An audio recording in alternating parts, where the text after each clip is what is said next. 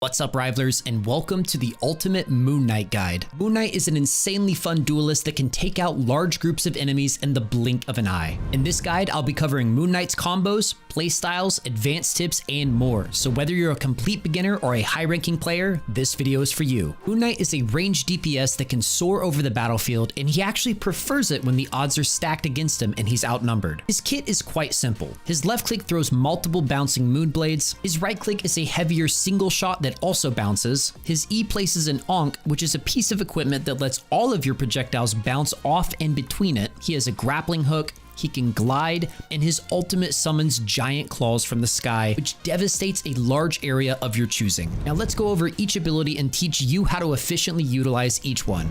Moon Knight's left click is going to be his main source of damage. It fires a bouncing moonblade that does have travel time and can headshot, so you should always be aiming a little ahead of where your target is and aim for the upper half of enemies. His right click is essentially the same as his left click. It still bounces between enemies, but instead of multiple projectiles, it is a single shot that hits a lot harder.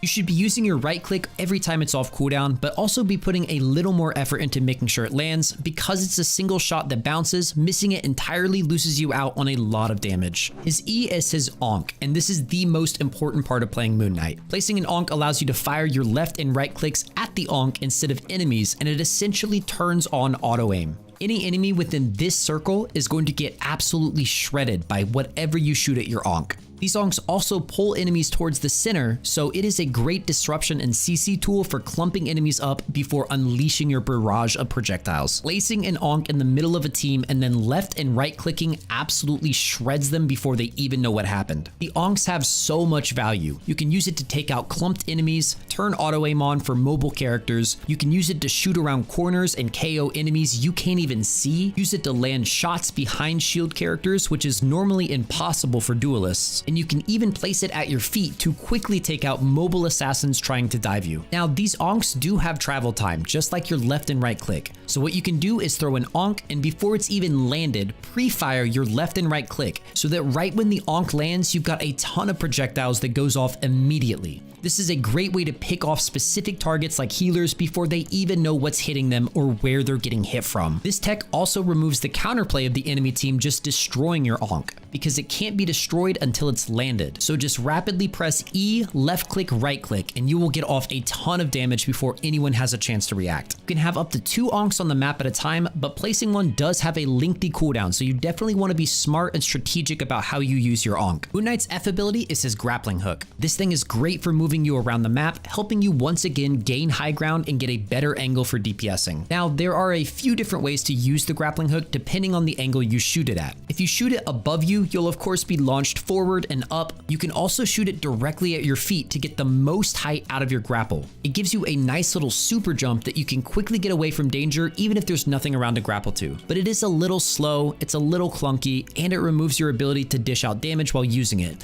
So you should mostly be using it to traverse the map and find nice angles to DPS from, rather than actually using it during combat. Use it to get those nice high ground angles and set yourself up for your glide to cover distances faster. His double jump lets him quickly claim high ground, which is important to find that perfect Ankh placement and just generally get a better view of the battleground. High ground is important for every duelist in the game, but it's especially important for Moon Knight because being above your enemies gives you a much better angle to place your Ankh. If you're on even ground with your enemies, you're sort of forced to throw your Ankh on a wall, which has significantly lower value than getting it on the ground in the middle of the enemy team. With his ultimate, Moon Knight calls upon Khonshu to open a portal in the sky, raining down claws upon the enemies in a massive area of effect. Now, this ult lasts for a few seconds, and all of its damage comes in clumps rather than all at once. Moon Knight's ultimate is a great tool for destroying teams trying to move through a choke point or dropping it on top of a contested point. His ultimate is also not great versus mobile or solo targets, because most heroes in the game will be able to fly or just straight up walk out of it. Moon Knight's ultimate is meant to be comboed with other setup abilities such as Spider-Man's knockup, Groot's ult, or Doctor Strange's ult. Now let's talk about some of the weaker areas of playing Moon Knight.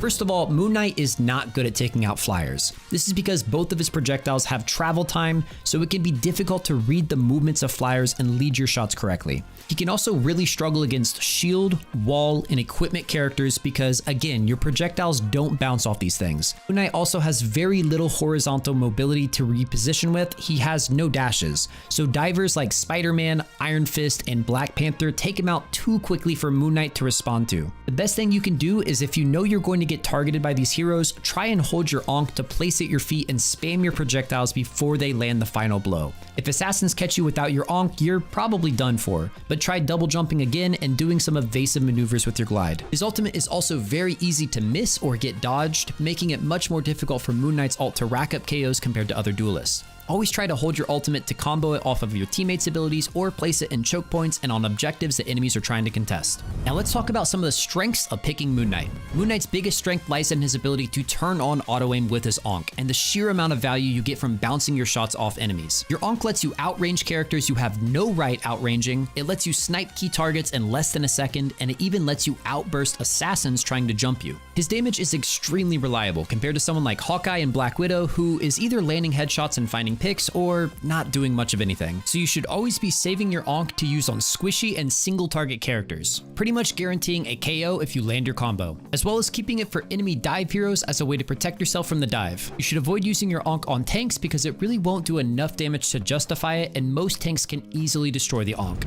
All in all, Moon Knight is an extremely fun duelist that is great versus clumped up enemies and contesting zone areas. Be sure to use your 3 forms of mobility to traverse the map and maintain high ground advantage, use your Ankh intelligently, and save your ultimate for when enemies are already locked down in an area. If you follow these tips, you'll be taking out bad guys and getting your money back from Dracula in no time. So let me know which character you'd like to see a guide on next, and I will see you in the next one, Rivalers.